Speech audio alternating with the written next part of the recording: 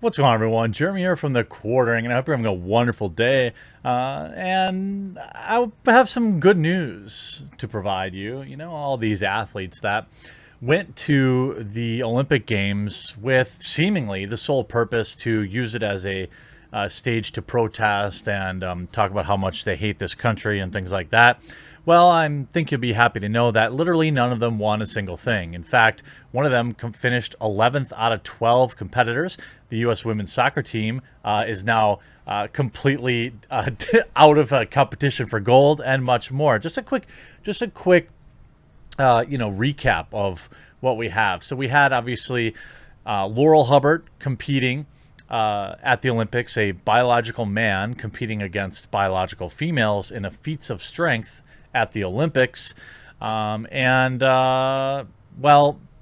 they flopped. Now, at 43 years old, Hubbard is far older than any other female competitors, unsurprisingly. Permitting biologically male athletes to compete against biologically women has been opposed by huge portions of the population. Many female athletes and some famed feminists have spoken out against separating sports based on gender identity instead of biological categories, highlighting how females have lost out on opportunities because of the biological advantages males have over females. Of course, Hubbard took advantage of the situation and stunk. Quite simply, the biological male there, getting crushed by females, and it was pretty funny. I know you try to be understanding. Like, I don't think this person's a bad person at all. I don't. And especially you see their quote, "I know my participation in these games has not been entirely without controversy," the weightlifter said before praising the International Olympic Committee. Now, of course, they tried to lift 120 kilograms and failed in their very first attempt.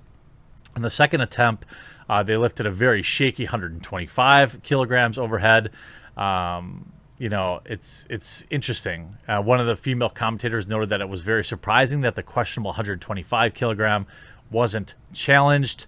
Later, the jury ruled that it was, quote, a no lift. So on the third attempt, Hubbard could not lift the 125, bouncing the weightlifter from the competition. So you train your whole life and you can't even get past the very first category. And I thought it was pretty, interesting seeing the replies from some of those that were competing against them. You can see here they're asked, let's take a listen to this question.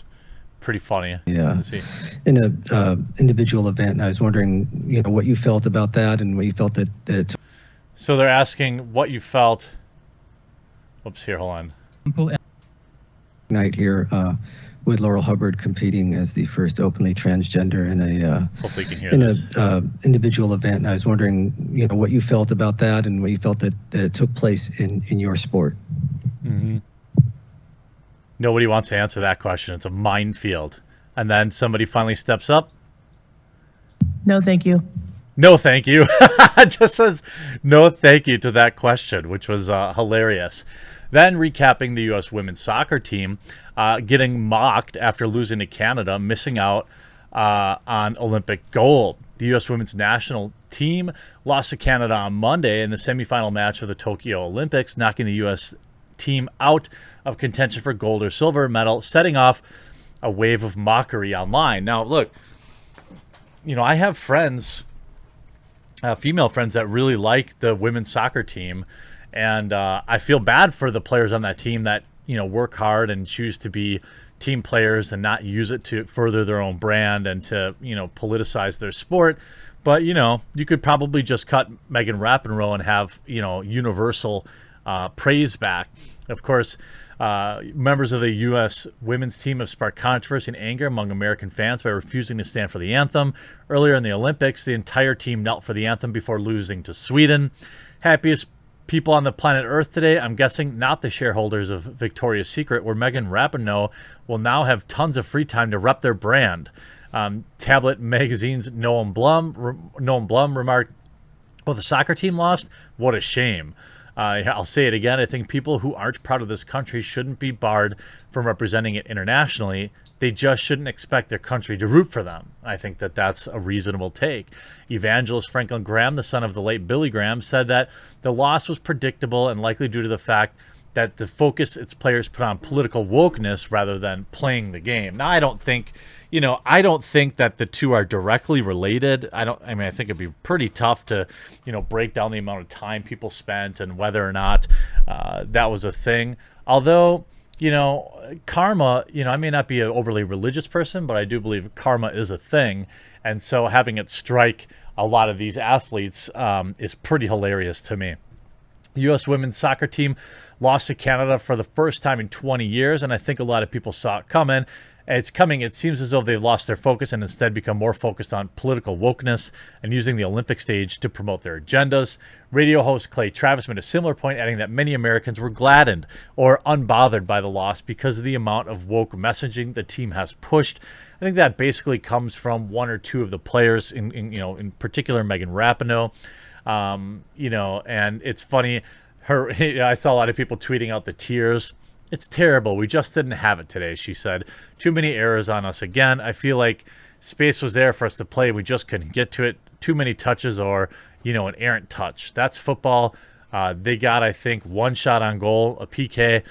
And from what it sounds like, it was a PK. So, yeah, it was a bitter pill to swallow. I mean, not for anybody laughing.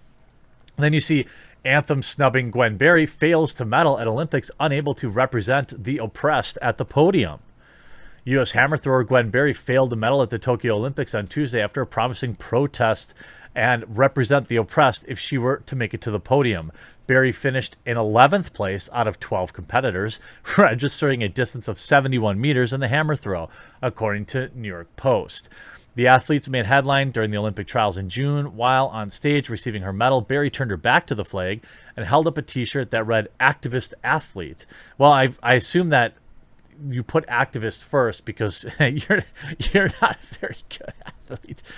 Days before showing at the trials, Berry told the Washington Post that representing America has been an issue for her since the country allegedly works to disenfranchise Black Americans. So much so that we put them in our Olympics representing this country. For me, it's always been something that's been underlyingly uncomfortable, knowing that I'm rocking this big old USA across my chest when everything about America is to demean and keep Black people at the bottom of the totem pole. I would like some information around that probably, especially since, we elected a Black person as president for 8 years, but I can't think of a higher spot on the so-called totem pole, but I guess she must be talking about a different kind of totem pole, unaware of, unlike the one that most of us know. I want to end with,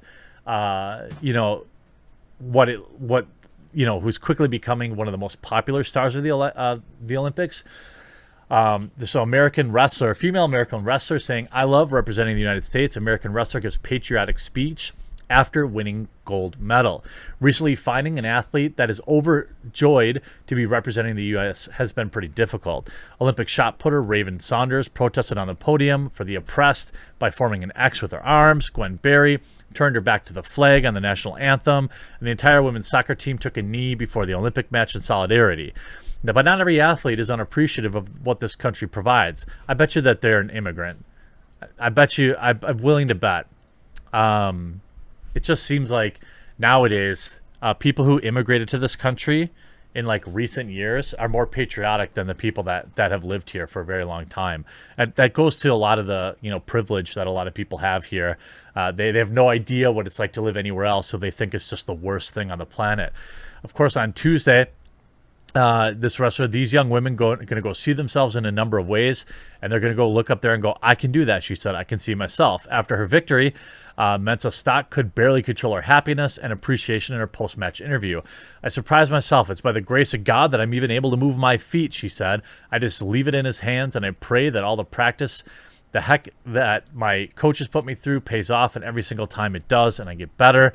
When asked by the reporter how they felt to represent their country, they responded in a way that will warm every American's heart. It feels amazing, said Mensa Stock. I love representing the U.S. I freaking love living here. I love it. I'm so happy I get to represent the United States.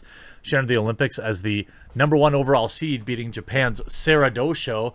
And it says, well, you've got to beat the best to be the best, she said. As with most Olympians, the 28-year-old gold medalist has had a winding journey to get where she is today. She picked up wrestling in high school at the behest of some of her, so maybe she wasn't actually. Tragically, her father passed away, falling asleep behind the wheel and all these type of things. Well, I give, so she receives $37,500 for winning a gold medal. She knows exactly what she's doing with her winnings. I wanted to give my mom $30,000 so she can get a food truck. It's her dream, she said. My mom's getting her food truck. She's going to have a little cooking business. She can cook really, really well. Barbecue, I don't need it because I'm a pescatarian now. What a great story. Somebody that loves this country getting the gold. I mean, maybe, karma is a thing, and maybe that's not weighing heavy on her mind, and she was able to compete. I'm happy for it. Congratulations to her, and what a great daughter, taking that winnings and giving it right to her parents so that they can achieve their dream. It's just heartwarming all around. Hope you enjoyed this video. We'll talk to you again real soon.